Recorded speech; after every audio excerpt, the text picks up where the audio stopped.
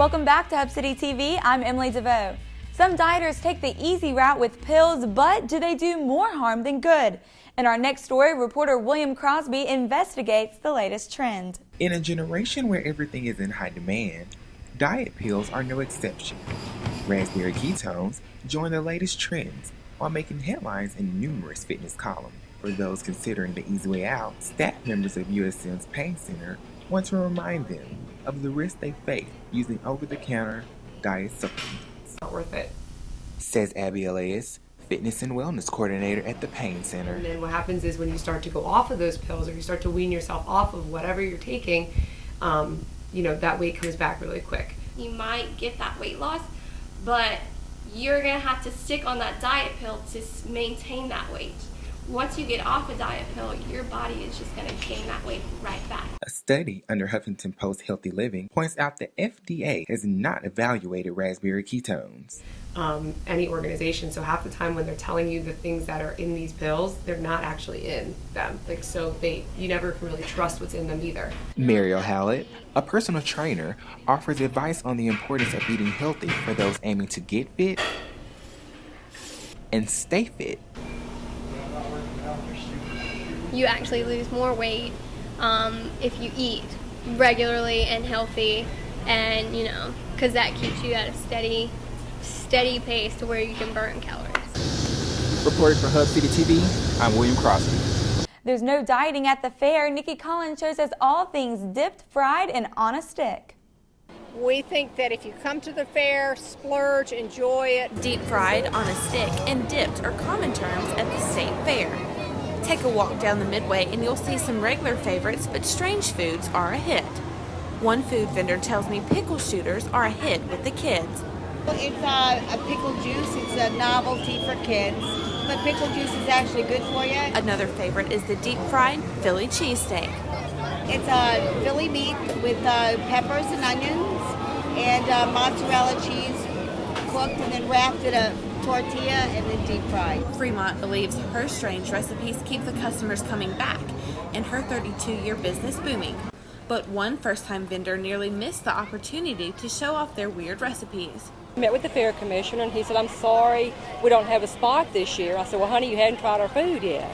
So we fixed dinner for them. They came down and tried our food and he's like, "You're in." The Smoky Gal spent 2 days coming up with a unique menu consisting of barbecue favorites fit for the fair. The meatball on the stick, country pleasing Cajun sausage has been a big hit, and we're dipping it in slop sauce. So it's got a sweet and tangy with a little bit of spice to it.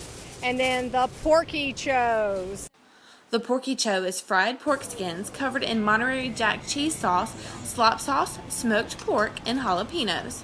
And it has been a hit. Low carb, all the guys love it. It has been a wonderful, wonderful item for us.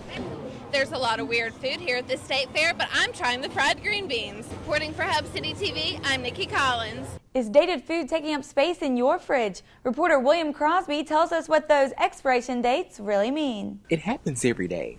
You take the trash out hoping to get rid of that expired bread or sour milk, but do you know how effective those expiration dates are and how long those products truly last? According to CNN.com, the use by and best by dates are intended for consumer use, are typically the date the manufacturer deems the product reaches peak freshness. Yolanda Thomas, a nurse at Bedford Care Center, discussed how these dates don't determine when the product goes bad, but the quality instead. Have dates on things that say use by date still does not necessarily mean that the product will hurt you or anything, but it just kind of puts a limit on the date so that you can, go ahead and use it so you can get the full freshness out of it. But however, we do take precautions and get rid of items just for the safety of the patients. At All Health, a store focused on providing natural products, sales associate Trevor Gray gave insight on what products are good versus those that are bad past their best by date. Products, especially vegetarian products such as kelp or anything that has to do with this plant-based, generally the expiration date is not so much of an issue with them. And to ensure that their products aren't defective, All Health offers expired products at a special price. And by doing that, the customer has a chance to maybe get a product that's not going to be as potent, but it's still going to fit their needs for a much discounted price. Reporting for Hub City TV, I'm William Crosby. The government shutdown leaves breweries with empty kegs. Reporter William Crosby has more. Congress may not be too fond of Jack Daniels and Samuel Adams following the halt of new beer production in the U.S. Southern Rehabilitation Brewery, located downtown of Hattiesburg, is suffering from the government shutdown as they place their highly anticipated Fire Ant beer on hold. So now we have to say, okay, sorry, but we have to push it back now. So it's a little bit of disappointment for everybody that was excited about it. Says Tyler Creutzfeldt, who explains the trouble the brewery faced when trying to get new labels approved for their new beer. We had to wait 14 days before we could actually submit that approvable. So it's going to be another, month, maybe two, before we can actually start putting that into motion now. That comes thanks to the Alcohol and Tobacco Tax and Trade Bureau, who regulate the brewers and their products, including labeling and recipes, which was another factor that sees production of the Fire Ant, according to sales manager Emily Curry.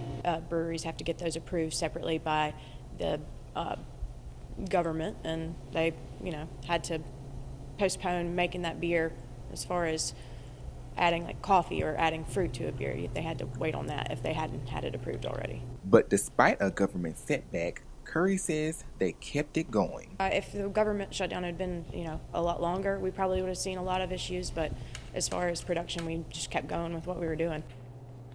Reporting for Hub City TV, I'm William Crosby. After the break, local high school students take your order. We'll tell you why.